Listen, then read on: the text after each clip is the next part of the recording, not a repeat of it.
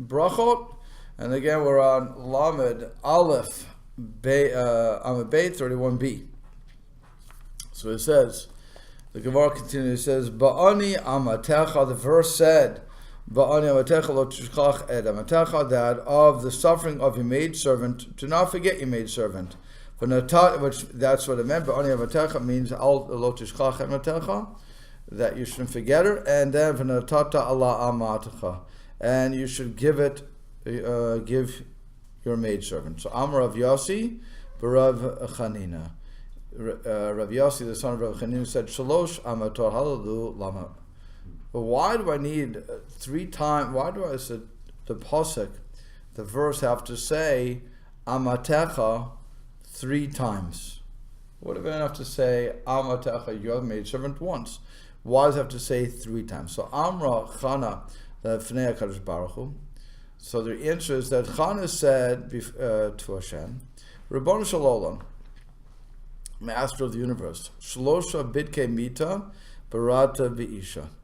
3 inspectors of death have you created in regard to a woman. Ve'amralei, and others say Shlosh Divkei Mita, 3 bonds of death. Ve'elohein, and these are they. These are the 3 bonds. Nida is 1 if I don't follow the laws of the Nida, when the woman hits her menstrual cycle, if she doesn't follow those laws properly, that is a potential doorway to death. The chala, and if she doesn't take the chala properly, and also hadlakat hanir, the kindling of the Sabbath light. Kulam avarti al achad mehem. Have I ever violated one of them? That you're not going to give me a baby? That's the intent. So what's going on here? You have, so our scroll explains, before we go into the other stuff, our scroll explains, according to the version, she calls these 3 sins bonds of death, factors that can cause premature death to bond itself to a woman.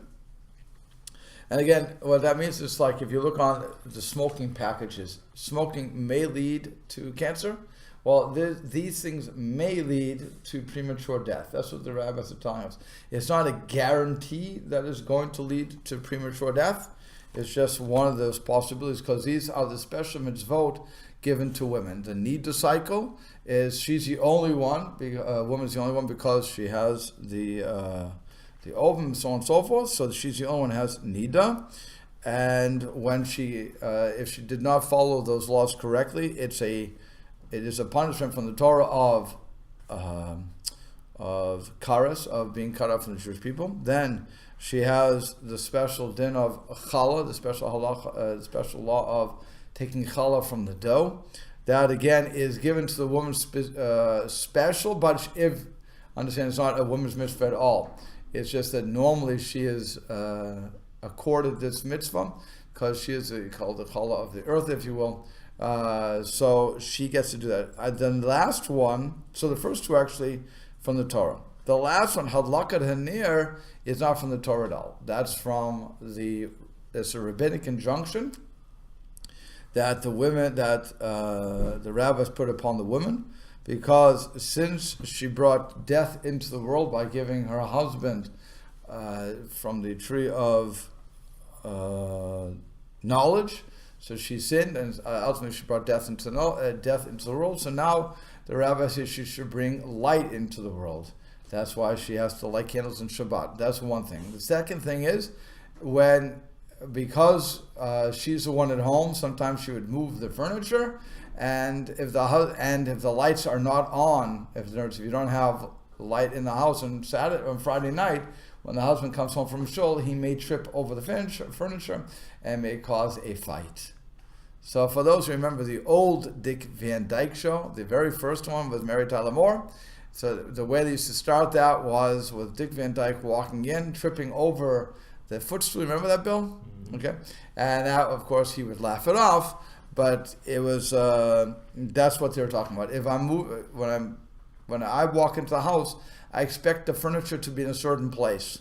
I've memorized that. So now if you're going to move it on me and you're going to trip me, we're going to have a little bit of an argument. So because of one of bringing death into the world, so now you have to bring light into the world. That's why it's her special mitzvah, and also because she's normally the one that's home and normally the one who's moving the furniture around. So we want to keep shalom bayis, want to keep peace in the house. That it becomes hers also. And those 3 laws were given, again, mostly were given to the women. The only one being rabbinic is the last one. So what's Channah's whole thing? She's saying those 3 laws that you gave, Nida and Challah specifically, and then Hadlacha and there, which the rabbis gave, but it says, you have to understand this too, that when the rabbis gave a halacha, it was considered as if it's deraisa, similar to deraisa, similar to biblical level, and that's why they give us strong enforcement here. It's really not, but it's not as strong, but it's certainly up there. So she says, her question is, have I ever violated one of them? And so what she's arguing is as follows: perhaps I have been denied children for my own benefit. After all, childbirth places a woman at mortal risk. But that cannot be, because there are 3 sins that that place a woman at risk at such a time, and I have not violated any of them. Therefore, please, God, grant me a child. And okay, so that's number 1. That's her first statement that she's making. So it comes to the let me just see this. Everybody says anything here.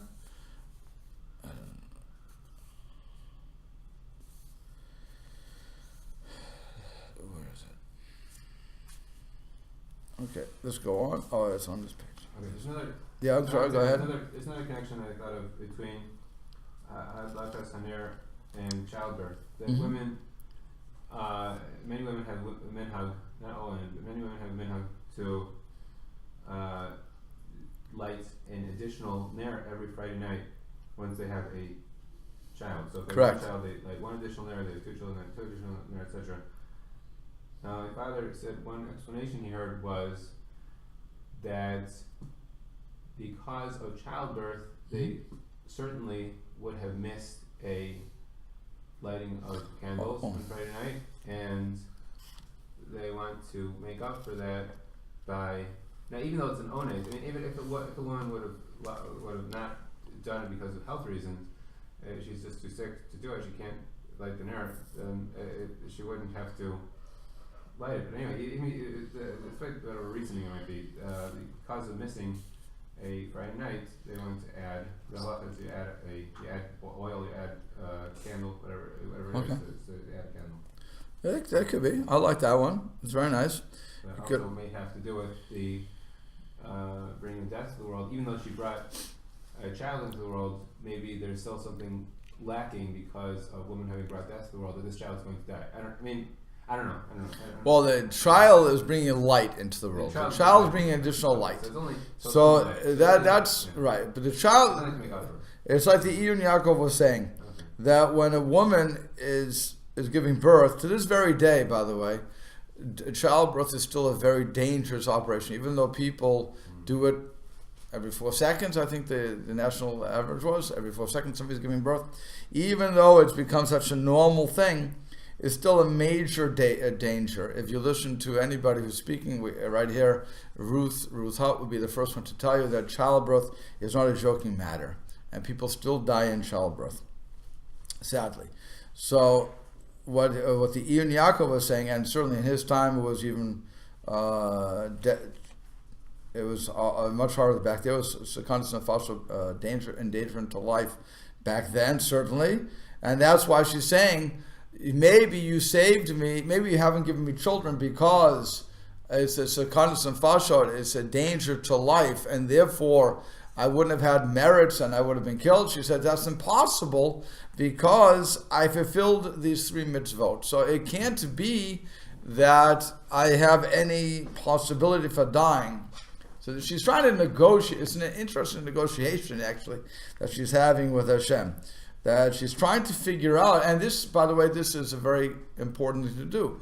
If you're diving for something and you don't get it, when you're praying for something and it doesn't happen, again, I always have to say, it's not God not answering your prayer. It's God saying no to your prayer. It's as simple as that. So what you have to figure out is, why is Hashem denying me this thing? What am I not doing that is stopping me from meriting such a good thing? In other words, if I want a child, and God told me, "Pru orvu," be fruitful and multiply, have children. So now you're stopping me from fulfilling one of your mitzvot. So there must be something in me, inherently in me, or for my benefit, if you will, that you're not giving it to me. So I have to figure out what it is. It's interesting. Yeah, it's interesting that it's a terrible example, but there are men who wish to marry another man and have children, and that's their greatest wish. They really want to have children with the one they love the most, and they don't think they can love a woman the most. So, it's a sick type of philosophy. But a person could actually pray to God to help them find their lover and have a happy family. And God obviously not agree to that. We know that God wouldn't agree to that. They might not, they might not believe in God that much, but right. A person could be praying for the wrong thing, but then God could help them have a happy family. Obviously, hopefully, a man marrying a woman, but right. But, or Hashem could say no and have the man single. But the idea, a person could even pray for something that's not appropriate for them, and God could take that as a good sign, as a good thing for them, give them a reward for it. You mean a good thing for praying? Like anybody, somebody prays for riches, and it's not appropriate for them. Right. Somebody prays for something that they're not ready for. Correct. I want to be the biggest Kabbalist in the world. My minhag is not to learn Kabbalah before 40 or whatever. Right. And there could be a lot of things. Right. There's the story where somebody converted to become a Kohen Gadol, so he had to learn and eventually be happy, not being Kohen Gadol, but he did convert. So they're right. So that's what you're looking at. But this is something that obviously she realized, she knew it was an appropriate thing for her to have a child. For some reason, Shem wasn't letting her. Correct. So that's what I'm saying. When you're doing that, if you're praying, and everything you've learned seems to be, and in other words, you go to a rabbi. Sometimes you go to a rabbi and say, "What is this segula? What is this special thing I need to do in order to get A?" Okay, so the rabbi tells you, do A, B, and C. So you do A, B, and C, and still Hashem doesn't answer your prayer. Doesn't give you. And by the way, whenever we say God doesn't answer your prayer, it means God didn't do what you wanted Him to do. That's exactly what it means. When everybody tells me God didn't answer my prayer, all it means to me, and this is a fact of life, and if anybody wants to challenge me, can challenge me, but all it means is you didn't get what you wanted. I put in my $1 to the Coke machine, and I press Coke, and I get Sprite. It's not what I wanted. Okay, and so everybody assumes that if they pray to God, and you tell God what you want, I want a Lexus 290, whatever the Lexus is on. I want a Cadillac Coupe de Ville, and I get instead a Chevy Malibu. Well, it's not what I wanted. God didn't answer my prayer. He gave you a new car. What's the big deal? What do you care what the car is? No, it's not. It's not my Cadillac Coupe de Ville. So the same thing here. On the other hand, if I pray for it and I get it, all of a sudden God listens to my prayer. That's how we always view it. And instead of understanding that, no, God listens to our prayer and He does what's best for us at all times. So if that's how I'm supposed to look at it, then, like I said, if there's a mitzvah out there of pruvu, and Channah doesn't have a baby, so she has to try to figure out why Hashem is not doing it. So here she kept Nida, here she kept Halachat Neirat, here she kept Chala. And those are the three things that would cause premature death during childbirth. She said, so those three things can't be what is being holding me up. So there must be something else holding me up. So let's have a dialogue, if you will, God. Let's try to figure this stuff out. Okay, that was the Yaakov speaking. Again, the Ashkog quoted him. You have the Rif who also says V'kasha. He has a difficulty to Gimel Bitke Mita Elehim Hanashim Mito B'Sha'ad Datan That these three things, the Rif explains, are only talking about women who are going to die in the time of giving birth. But it doesn't talk about, it's not connected to why she couldn't get pregnant. And maybe it appears that this is what Channah was saying. Imra'a, shetiten li banim, if you see that you can give me children, so I want you to see it from the point of the poverty of your or the affliction of your maidservant. Shehem gimel bitke mita yuchadot liyodot ala nida chala lachad. I want you to look at those three things that we're talking about, namely nida, taking the portion of chala of dough from taking a portion of the dough, which is called challah, and lighting the candles. Ana Hashem zachreni, so please Hashem, remember me, vashileni mishad haleda, save me in the time of giving birth, v'hiyeh ayonzel li l'tov avachim, and let this birth be for me a good sign and for life. So there's a couple of different ways that you can look at the prayer that she was saying, or the challenge she was putting up.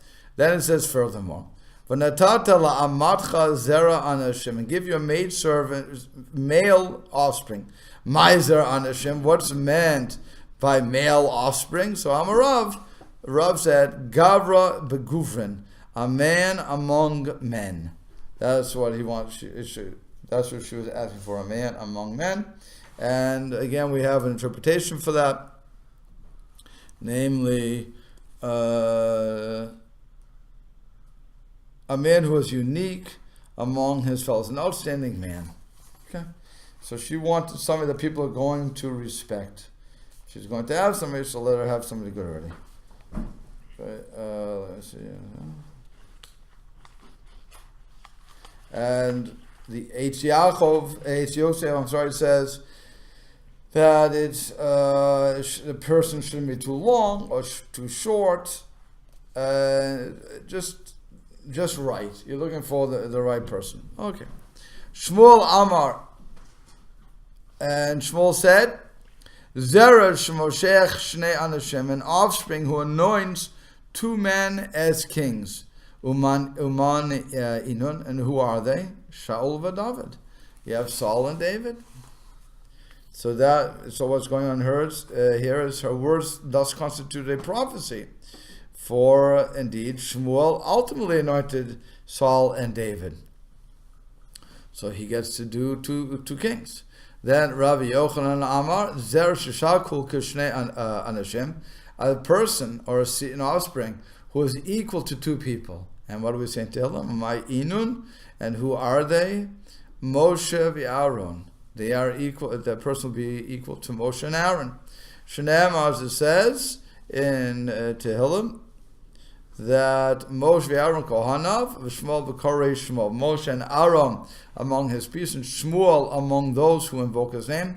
And since it has Moshe and Aaron together, then Shmuel is comparing Shmuel to both Moshe and Aaron, which is an interesting concept in itself. Because how could you compare Shmuel to Moshe and Aaron? Actually, how could you compare anybody to Moshe? It says Moshe was the greatest prophet of all. So how are we comparing them together? What would you say to that?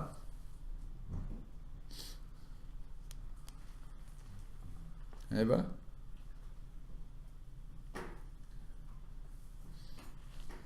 It's like the army slogan, or somebody's slogan, be all you can be. So it's just as Moshe. I mean, this is from our school sitter a bunch of times. Why is it complicated? It's okay. It's okay. It's okay. That just as Moshe and Aaron lived up to their potential, Shmuel lived up to his potential. Okay. So just the fact that Moshe was greatest, not even Aaron has own greatness that Shmuel didn't have. Okay, good enough. So also the Maharsha says Pshat and Mikra, according to the simple understanding of the verse, to Kohanav Lashon Yachid, that his priests is a language of singular. So Lokai Rak Aharon, this is only referring to Aaron. Shaya Kohen, who was a Kohen, V'kamar Kra to Moshe, and that which it says in the verse Moshe v'chein Aharon, and also Aaron in his priesthood, v'chein Shmuel v'korei Shmo, and also Shmuel when he called his name, Kishayu Sham Korem El Hashem, which means when they were called in the name to Hashem, v'hu Yanem, and he would answer them. So Rosh Limor Shakol Shmuel K'Moshe v'Aaron Ke'echad Mehem. So when it says that Shmuel is equal like Moshe and Aaron to one of them, in this matter, Dayu Korim El Hashem, that they could call to Hashem. So in other words, the verse, according to the Maharsha, the verse is really comparing Shmuel to Aaron, because they could call to Hashem, and they would be answering him, or in this case even Moshe. Aval b'midrash Yalkut, but in the midrash Yalkut, the first bekohanav kainami Moshe, he says it's also referring to Moshe. Shahaya Kohen b'zayin yimei hamaluim, because Moshe for 7 days, count them, he was a high priest. He was normally a Levi, and he was actually supposed to, according to the rabbis, supposed to be a high priest. He should have been where Aaron was, but because he fought with God and said, I don't want to go to Pharaoh, I'm not fit to go before Pharaoh, I can't speak, and he gives a whole argument for 7 days. And God finally says, but Aaron, your brother, can speak, and he will be the speaker, and your punishment for not following my orders is he will be the high priest, and you will not. That's the punishment to you. That's what the rabbis tell us. But for 7 days, when Moshe had to, before the dedication ceremony of the Mishkan, so Moshe had to train Aaron and his sons how to do the service properly. During that time, he was elevated to the level of high priest. So as a result, for 7 days of his life, he would know what a high priest felt like. And you know why that was important, by the way? Anybody? You want to take a stab at that? Why was that important? Why did God have to show him what it was like to be the high priest? Because otherwise, this is my take of it. Otherwise, you don't know what you lost. Here you were elevated to a high priest. You knew what it was. And now, when you have to hand it over to your brother, as it were, we're going to find out if you really are L'Shem Shemaim. You have to know yourself. By the way, it's not for God. You yourself have to know if you're doing things L'Shem Shemaim for the sake of heaven. So here, God told you to do something. He elevates you to the height of a high priest. And now, once you're through with that, you're demoted and back to the Levi status. I feel sorry for all the Levi's listening out there. But basically, you're demoted and you have to give it up. How many kings were willing to give up their post? When Shaul was made king, and he knew that David was going to be taking over, he had a feeling anyway. And what does he say to his son Jonathan? He says, why are you going on the enemy's side? Do you not realize that he's going to take the kingdom away from you? Remember that line? Well, he didn't want to give up his kingship. That's why he fought it so much. Originally, he didn't want the king to begin with. Now that he has it, now that he tasted power, he doesn't want to give it up, neither for him or for his family. And again, if it was L'Shem Shemayim that he was doing everything, I don't want to start condemning Shaul, but if it was really L'Shem Shemayim, the minute that that Shmuel told him, you had lost your kingdom, he should have said, okay, that's it. I messed up. It's over. But he doesn't. But here we see that Moshe does. Moshe only does it 7 days. So and that's why all three of them at this point, according to the Yalkut, the Midrash Yalkut, could have said that it's referring to all three. For Shalimo Kohanav shall call Echad Mehem. So his Kohen, referring to every one of them. Lefi zeh nira shekorem el Hashem korem a Yisrael. So now it seems that when that verse they called to Hashem refers to Israel. Shahi b'mei Shmuel, that was in the days of Shmuel, like explained in the verse. Sha'amar Shmuel ve'et palel ba'adchem, where Shmuel says, I will pray on your behalf. And they all gathered, so they poured out the word before God and they fasted. And it means they poured out their hearts with teshuva, with repentance. V'hu perish hakatuv, Shmuel v'korei Shmuel l'tpalel aleim, and that's when Shmuel called out in God's name to pray on their behalf. V'gam korim el Hashem, and also they called to Hashem. V'hu ya'aneim liYisrael, and he answered them for Israel. V'yeh Shmuel shakul k'Moshe v'Aharon, and therefore Shmuel was equal to like Moshe and Aaron. K'Moshe haya na'anu ayidei kunatam, just as they were answered because of their level of being a priest to God. Cain hu na'ana ayidei tefillah, so also he was answered via his tefillah. So while it's true that you want to say you'd have to be the best you can be, but in this case, when you're going to say that you're equal to Moshe and Aaron, you have to, or to Moshe, again, to be equal to Aaron is not really such a problem. But to be equal to Moshe, when we say that Moshe was the only one who would ever get to the level that he reached to Hashem, to say that Shmuel is connected that, opposite that, equal to that, that's very hard to do. But when you say, no, it's not looking at their level of prophecy, it's not looking at their level of Kedusha, it's looking at their ability to pray on behalf of the Jewish people and to be answered. That's when they're all equal. That's how the Maharsha answers that. Interesting answer, no? Okay, and so the last one that we say is Rabbanan. It's the last question. That's the answer to how to say what's mean Zera Anashim, what's meant by the phrase male offspring. So Rabbanan Amri, the rabbis say Zera Anashim, male offspring means Zera Shamuvla Ben Anashim, offspring that is absorbed or inconspicuous among people. And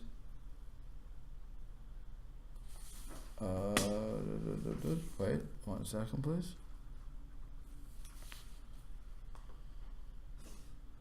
Oh, so that's when they say something is not too long or something is not too short. Okay. Because they can be inconspicuous. Fine. So Ki'ata Rav Dimi Amar, so that's when Rav Dimi came from Israel, what he said, Lo Aruf, lo goots, they're neither tall nor short, Lo Katam, lo Ilaim, Alam, neither short, thin nor stocky, Velo Tzachor, Velo Gichor, neither pallid nor ruddy, Lo Chacham, Velo Tipesh, neither brilliant nor foolish. So Channah wished, again, this is Arshel, Channah wished that her son not to be a genius, so as not to engender astonishment in his contemporaries. If he would be a constant object of the conversation, he would be subject to an evil eye. The request that Shmuel be of average ability was apparently granted, for Channah later declared, "For this child did I pray, Hashem granted my request I asked of him, yet this child of average capability grew to become Shmuel the prophet, Samuel the prophet." This proves that there is no limit to the potential for the accomplishment of any person. Even a man of only average endowment can rise to the greatest heights. That's from Rav Chaim Shmulevitz. So we see from here that we can all grow to a tremendous status if we so desire and work for it. It's not something that you can just do, but you have to actually work at these things. Okay, let me see.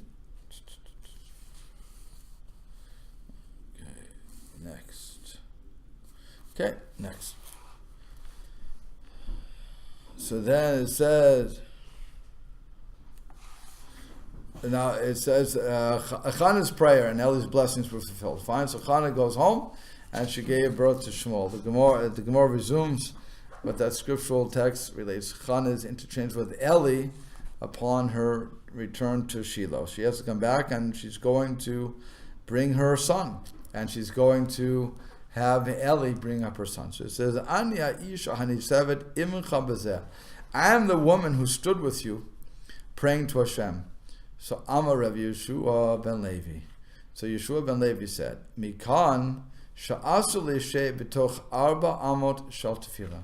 From here we learn that it's forbidden to sit down within the 4 amot, 6 to 8 feet of somebody praying. This becomes an important situation when you're in shul, when you want to sit down. If somebody finished, you're finished praying Shemona Esrei. That's what we're talking about, Shemona Esrei. So you're finished, and you want to sit down to do whatever you're going to do. And somebody is within close proximity to you, within 6 to 8 feet, you should not sit down. Why shouldn't you sit down? When we're praying, what happens? The Shekhinah is around us. So the divine presence of God is there. So we're not allowed to sit down at that point. So that's why the Rif says like this. He says, Pirshu HaTosfo, the Alifla. So we explain. Tosfo is going to explain. The Alifla Miktiv Imcha Behei Mashma Tocha Ama HaChamish HaYoshev Etzla. So it's teaching us that if you would be 5 amot within that range, you could sit down. He says,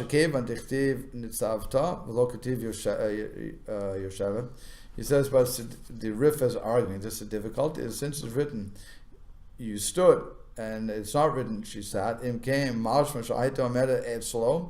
he was standing, she was standing near him, that, so that means both of them were standing. So it would only be particular that you shouldn't sit within 4 amot. But to stand within 4 amos would be permitted. So there are those who say the kevan. The answer would be the kevan de Eli haya yoshev ala kise. Since Eli was sitting on his chair, he needs 7, and she was standing and she was standing in tefillah. She was standing straight in tefillah. L'chach amra Channah. That's why Channah said, "Anochi anitzevet imcha ba'ama amachimishit." I was the one who was standing with you 5 amot away. Lefi shabatoch daled amoteha lo haya yoshev Eli. Because within the 4 amos, Eli certainly wouldn't have sat down. Avaladai and kasha. Still, you have another problem. Kevan de Eli hayoshev betechila kodem shitpalala. Now you have another halachic problem, because since Eli was sitting down in his chair before Channah started to pray, so therefore there is no prohibition. In other words, if I'm sitting down, this actually happened, I was on vacation, so I was sitting down in the base matters, somebody decided to come within probably Dalet Amos to me, and I'm learning, and the guy started to daven Shemona Esrei. So what, do I have to suddenly stand up? The answer is no. The halacha doesn't require me to get up. You came into my space, I didn't come into yours. If I would be in your space, I sit down, it's a chutzpah on my part. But when I'm not, when I'm just within Dalet Amos of you, and you happen to invade my space, so it's not a problem. So that's the Rif's question here. If Eli was sitting down and the Channah happened to walk in there, it's not forbidden for him to sit down. It's only forbidden to sit down when the guy already started daven. But if he's already sitting there originally,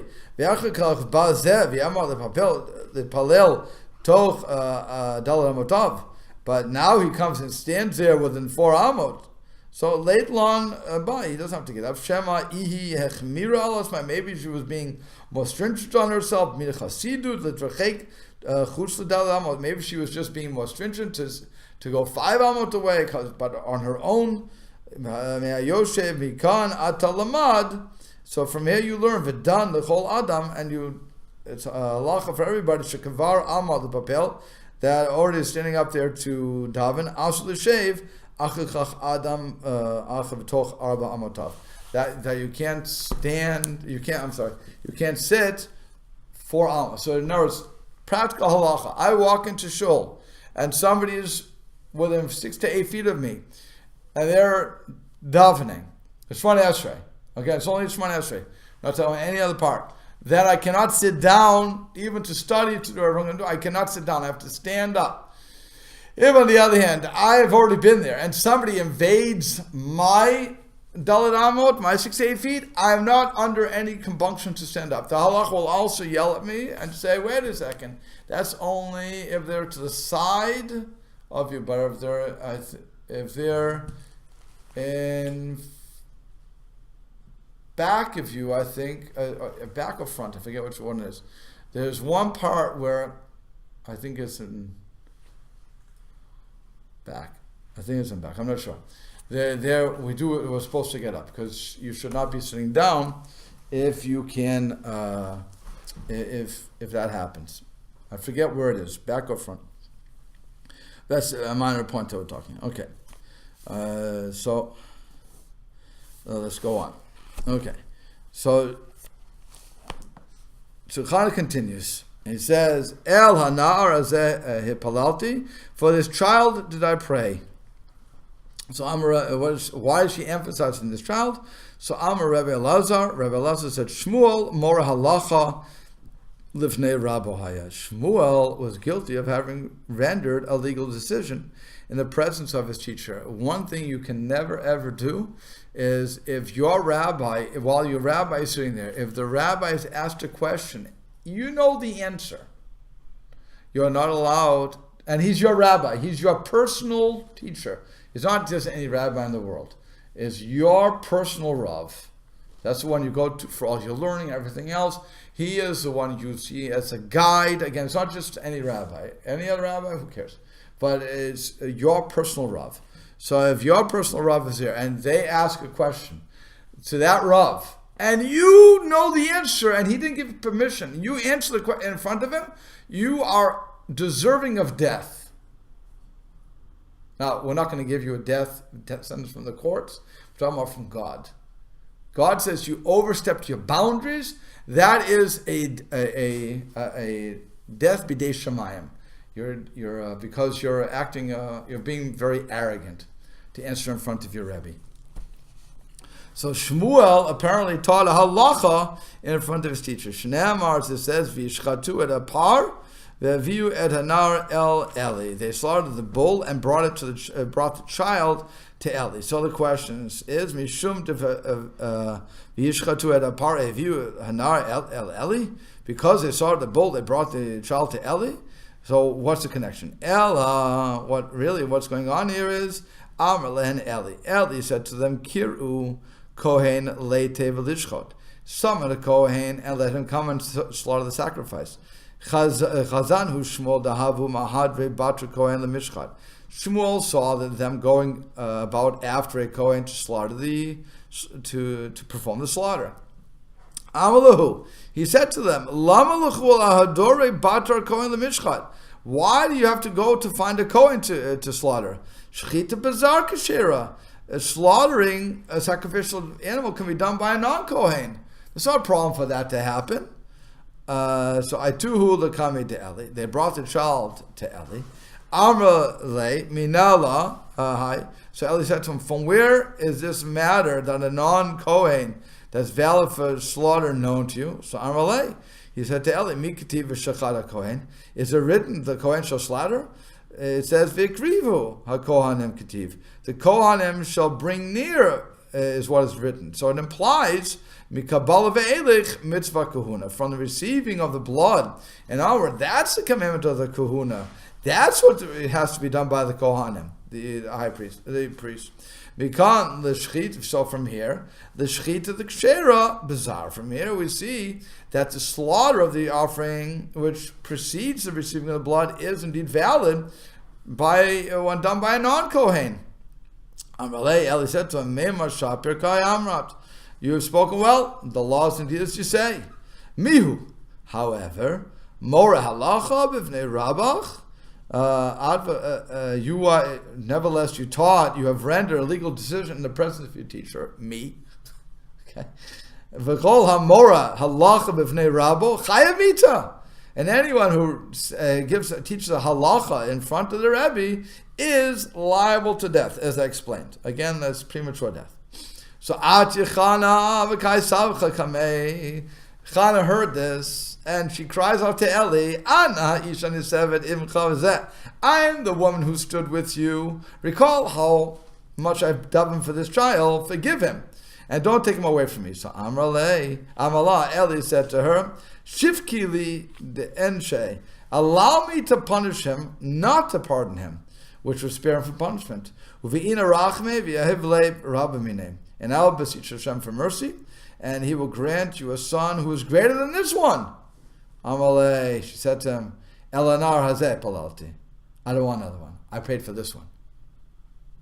She's telling him it's an interesting exchange. He's willing to say, Channah, calm down. This guy is Chayav Misa. He taught a halacha in front of his rabbi. That's a big problem. So what I'll do for you is we'll make a deal here. Let me punish him the way it should be done. Teach everybody a lesson here. And I'll daven to Hashem and I'm basically guaranteeing you a son who's better than this guy. And she says, no, I prayed for this one.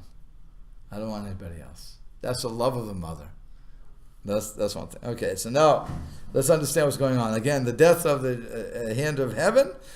He says, much more than a personal affront to a teacher. Ruling in the presence of one's teacher undermines the very foundation of Israel, which rests on the chain of tradition stretching from its proximate teachers all the way back to Moshe at Sinai. One who unilaterally renders a decision in his teacher's presence commits an unpardonable sin, for he thereby threatens the integrity of this chain. That's number one. And then it says, the commentators also explain that Eli was certainly aware of the ruling, enforced since the time of the tabernacle in the wilderness, that a non-Kohen is eligible for slaughter. However, it is preferred that a Kohen perform this procedure. Shmuel, however, saw that they were exerting themselves overly much to locate a Kohen, to the point that the mitzvah of sacrificing the bull was being inordinately delayed. He therefore made a comment. Eli questioned Shmuel, not because the law was new to him, but because he wished to examine Shmuel, a very young boy at this time, to see if he was aware of the import of his words, in order to teach that he should be held liable for rendering a decision in front of his teacher. The commentators also ask how Eli could have be considered Shmuel's teacher when they encountered each other for the first time on this occasion. That's another thing. Again, I told you that in order to be a teacher, I have to learn the bulk of my Torah from you. They just met. So Tosfos responds that Eli had the status of Shmuel's teacher because he was the leading rabbi of his generation. Shmuel had come to learn from him. So the Rif, however, maintains that the entire incident took place at after Shmuel had grown up and was indeed a full-fledged student of Eli, for Shmuel was too young to be held accountable for his actions when Channah brought him to Eli. He had just been weaned, so he was approximately 2 years old. The Gemara's teaching is merely using these verses as a way, according to the Ritva, as a homiletical device to which to invoke the later incident. And so that's really we'll have to stop here, but that's really what she's arguing. That, first of all, you're learning a lot of stuff here. That one, when you are learning from somebody, if you answer in front of that person, it's as if you broke the whole chain of Torah, which is why Rav Herschel Sechter said at the RCA convention I was at a couple of years ago, before we as rabbis ever give a halacha over, let's say somebody calls us up, and even if it's something that we know, we clearly know, we're supposed to say to the person, let me give you a call back. And you're supposed to go to the Shulchan Aruch, the code of Jewish law, look it up, you know where to go, look it up, make sure it is, and then make sure it's what you thought it was, and then you call the person back, and you email the person back, whatever the case it is, and you answer the question. And he said, why is he saying that? Because the Shulchan Aruch today has our Rabbi. The Code of Jewish Law is one of our Rabbi. We have no right just to go from our memory, according to him, and just render a decision. And as Rabbi Tendler used to say, you don't shoot from the hip. It's the old text in there. You don't shoot from the hip. You look it up. You do your due diligence. Because the worst thing to do is to give a decision that is incorrect. Because not only did you mess the Torah up, but that person is now going to sin, and that sin is accountable to you. Not that person. Because that person called. He said, what's the halacha? What am I supposed to do in this situation? So if I'm wrong when I'm rendering that decision, I've hurt Torah, I've hurt that person, and ultimately hurt myself. And so many other things are going on there. So it's really important that we don't jump the gun and try to answer those questions. Also, by the way, the same thing would go that kibbud aveim, when we have to honor our parents. One of the things is we should not answer a question when our father or mother is there. The answer goes to, they have the right to answer first, if you will. And we do have rights, I guess. Okay. How we say we don't have rights? Obligation. It's not an obligation. They have the right. They have the right to. They can always defer, to the child. You can say, okay, what new? Tell the person. That's why there's a story that when Rav Moshe Feinstein would be giving a class and someone would be calling, his personal class he would give to his shlichut students, and somebody would call and he would say, let me call you back. And he would tell the students, okay, rule on the case. They would all try to. They looked at him. Well, you're the person who rules. We don't rule. They didn't want to get death. Go ahead, rule. Let me hear what you say. They spoke it out, and he shot each one down, showing why they were wrong. And then he would call them up and say, okay, here's your answer. And so they said to him, Rabbi, why do you do that to us? He said, because you have to. Supposedly, I don't know if this is true. This is the story I heard. That his point was, just as I have to know the halacha, and people call me, people ultimately will call you. You have to know what the answer to them. Learning. You have to learn. There's practical rabbinics there. So you have to know. And you have to know when you're wrong and when you're right. So, if you're, and why you're wrong. And so it was an interesting thing, but that's what this Gemara is teaching us. That the Rebbe knows supposedly more than we know, because he has that connection. If he's not there and we can't ask the question, so then you have to answer. You're by yourself. But today, there's no such thing as a rabbi. It's not there. Baruch Hashem, we have cell phones, we have everything else. So you can always, when those major questions come up, you can always call up. Otherwise, you consult the Shulchan Aruch or something like that, and you figure out what the halacha is. And after you figure it out, by the way, it's very nice to actually give the person a call and say, this is what happened. I've done it many times. When a strange question comes up, I look up the source, I figure it out, and I say, okay, I call up somebody that I respect, and I say, this is the case, this is what I say, do you agree? Before I render the decision. Hopefully I have to do this before. And many times I'll say, yes, you did good. Fine. So that's how I have to do it. But it's always important to know that that there's truly a Masorah, a tradition here that we have to follow. Okay, so we'll stop there.